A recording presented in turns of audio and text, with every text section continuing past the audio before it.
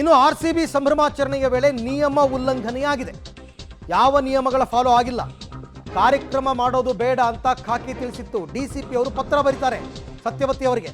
ಪೊಲೀಸರು ಬರೆದ ಪತ್ರದ ಬಗ್ಗೆ ನಂಗೆ ಗೊತ್ತಿಲ್ಲ ಅಂದ್ಬಿಟ್ಟು. ನಂಗೇನು ಗೊತ್ತಿಲ್ಲ. ಆ ಪ್ರೋಗ್ರಾಮ್ ಗೊತ್ತಿಲ್ಲ, ಈ ಪ್ರೋಗ್ರಾಮ್ ಗೊತ್ತಿಲ್ಲ, ಅವ್ರ ಪತ್ರ ಬರೆದಿರೋದು ಗೊತ್ತಿಲ್ಲ, ಇವ್ರ ಪತ್ರ ಬರೆದಿರೋದು ಗೊತ್ತಿಲ್ಲ, ನಂಗೇನು ಗೊತ್ತಿಲ್ಲ, ಕರೆದ್ರು ಹೋದೆ. ಯಾವ ಮಾತು ಸರ್ ಇದು? ಏನು ತಪ್ಪಾಗಿದೆ ಅಂತ ಸತ್ಯವತಿ ಅವ್ರ ಮೇಲೆ ಕ್ರಮ ತಗೋಬೇಕು ಅಂತ ಪ್ರಶ್ನೆ ಮಾಡ್ತಾರೆ. ಮೈಸೂರಿನಲ್ಲಿ ಸತ್ಯವತಿ ಅವರಿಗೆ ಕ್ಲೀನ್ ಚಿಟ್ ಕೊಟ್ಟರು ಸಿದ್ದರಾಮಯ್ಯನವರು. ಅವತ್ತೊಂದು ದಿನ ಮೀಡಿಯಾ ಮುಂದೆ ಬಂದು ಇಲ್ಲಿ ಯಾರೂ ಇರಬೇಡ್ರಪ್ಪ, ಎಲ್ಲ ಚಿನ್ನಸ್ವಾಮಿ ಸ್ಟೇಡಿಯಂಗೆ ಹೋಗ್ಬಿಡಿ, ವಿಧಾನಸೌಧದ ಮುಂದೆ ಯಾರೂ ಇರೋದು ಬೇಡ ಅಂತ ಅನೌನ್ಸ್ ಮಾಡಿದವ್ರು ಯಾರು ಮೈಕಲ್ಲಿ? ಸತ್ಯವತಿ ಅವರು.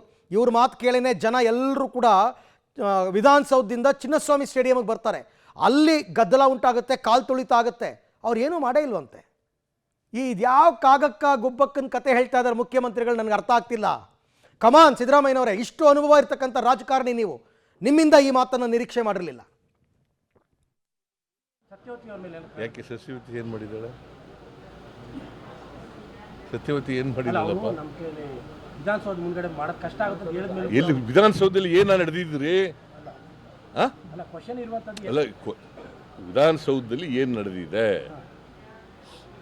ಹೇಳಪ್ಪ. ನೀನು ಏನು ಕಡೆ ಆಗಿದ್ದು ಸಮಸ್ಯೆ ಆಯಿತು ಅಂತ ಆ ಥರ ಹೇಳಿದ್ರ?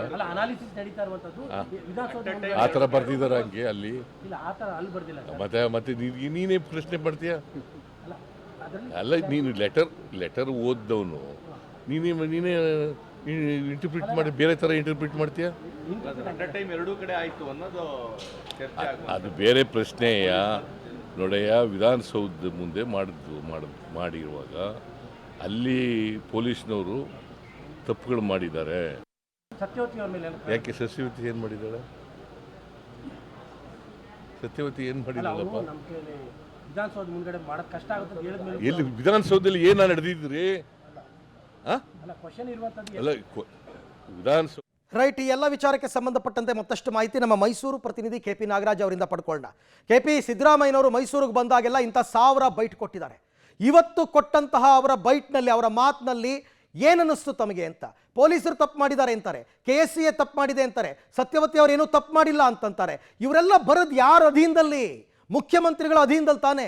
ಎಲ್ಲ ಜವಾಬ್ದಾರಿಯನ್ನು ಮುಖ್ಯಮಂತ್ರಿಗಳು ಹೊರಬೇಕು ತಾನೆ. ಅವ್ರು ಕರೆದ್ರು ನಾನು ಹೋದೆ ಅಷ್ಟೇ, ನಂಗೆ ಗೊತ್ತಿರೋದು ಅಂತ ಅಂದ್ಬಿಟ್ರೆ ಈ ಎಸ್ಕೇಪಿಸಮನ್ನು ಯಾರೂ ಒಪ್ಲಿಕ್ಕಿಲ್ಲ ಅಂತ ನನ್ನ ವೈಯಕ್ತಿಕ ಅಭಿಪ್ರಾಯ. ತಾವೇನಂತೀರಾ? ಎಕ್ಸಾಕ್ಟ್ಲಿ ಅರವಿಂದ್, ತಾವು ಹೇಳ್ತಾ ಇರುವಂಥದ್ದು ಅಬ್ಸಲ್ಯೂಟ್ಲಿ ಟ್ರೂತ್ ಇದೆ.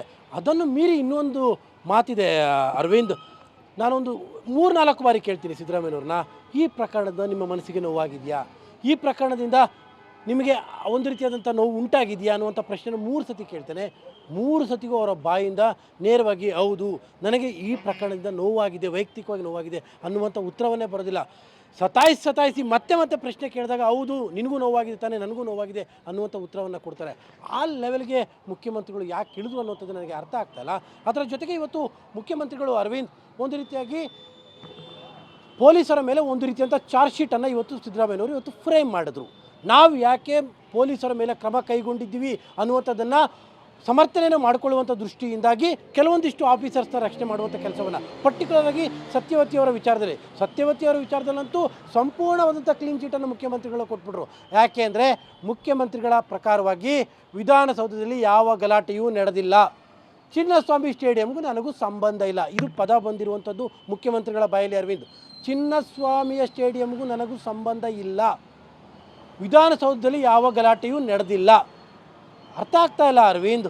ಚಿನ್ನಸ್ವಾಮಿಯ ಸ್ಟೇಡಿಯಂಗೂ ಕೂಡ ಸಿದ್ದರಾಮಯ್ಯನವರೇ ಮುಖ್ಯಮಂತ್ರಿಗಳು, ಮೈಸೂರಿಗೂ ಸಿದ್ದರಾಮಯ್ಯನವರೇ ಮುಖ್ಯಮಂತ್ರಿಗಳು, ಚಾಮರಾಜನಗರದ ಕೊನೆಯ ಹಳ್ಳಿಗೂ ಮುಖ್ಯಮಂತ್ರಿನೇ ಸಿದ್ದರಾಮಯ್ಯನವರು. ಚಿನ್ನಸ್ವಾಮಿ ನಡೆದಕ್ಕೂ ನನಗೂ ಸಂಬಂಧ ಇಲ್ಲ ಅಂತ ಯಾವ ದಾಟಿಯಲ್ಲಿ ಮುಖ್ಯಮಂತ್ರಿಗಳು ಮಾತನಾಡ್ತಾ ಇದ್ದಾರೆ? ಪ್ರಶ್ನೆ ಕೇಳಿದ್ರೆ ಸಿಟ್ಟಾಗಿ ಉತ್ತರ ಕೊಡುವಂಥ ಕೆಲಸವನ್ನು ಇತ್ತೀಚೆಗೆ ಸಿದ್ದರಾಮಯ್ಯನವರು ಶುರು ಮಾಡಿಬಿಟ್ಟಿದ್ದಾರೆ. ಯಾಕೆ BJPಯವ್ರ ಥರ ಪ್ರಶ್ನೆ ಕೇಳ್ತೀರಿ, ಯಾಕೆ ಮತ್ತೊಬ್ಬರ ಥರ ಪ್ರಶ್ನೆ ಕೇಳ್ತೀರಿ ಅಂತ ಏರು ಧ್ವನಿಯಲ್ಲಿ ಮಾತನಾಡೋದನ್ನು ಕಲ್ತುಬಿಟ್ಟಿದ್ದಾರೆ. ಪ್ರಶ್ನೆ ಭಾಳ ಪರ್ಟಿಕ್ಯುಲರ್ ಆಗಿತ್ತು ಅರವಿಂದ್. DPR ವಿಧಾನಸೌಧದ ಭದ್ರತೆಯ DGP ಬರೆದಿರುವಂಥ ಪತ್ರವನ್ನು ಯಾಕೆ ನೆಗ್ಲೆಕ್ಟ್ ಮಾಡಿದ್ರಿ ಅಂತ ಪ್ರಶ್ನೆ ಕೇಳಿದ್ರೆ, ಕೊನೆಗೆ ಅವ್ರು ಬರೆದಿರುವಂಥ ಪದ ಸರ್ಕಾರ ಒಪ್ಪಿದ್ರೆ ಮಾಡ್ತೀವಿ ಅಂತ ಬರ್ದಿಲ್ವೇನ್ರಿ, ಅದಕ್ಕೆ ಮಾಡಿದ್ದೀವಿ.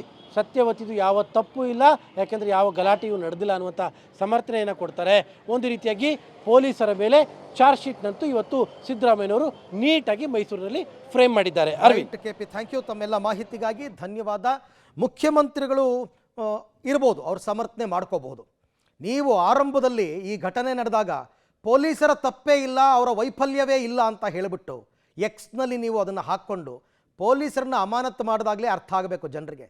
ನೀವೇ ಹೇಳ್ತೀರಾ ಅವ್ರು ತಪ್ಪು ಮಾಡಿಲ್ಲ ಅಂತ, ನೀವೇ ಅವ್ರನ್ನ ಸಸ್ಪೆಂಡ್ ಮಾಡ್ತೀರಾ. ಅದರ ಅರ್ಥ ಏನು?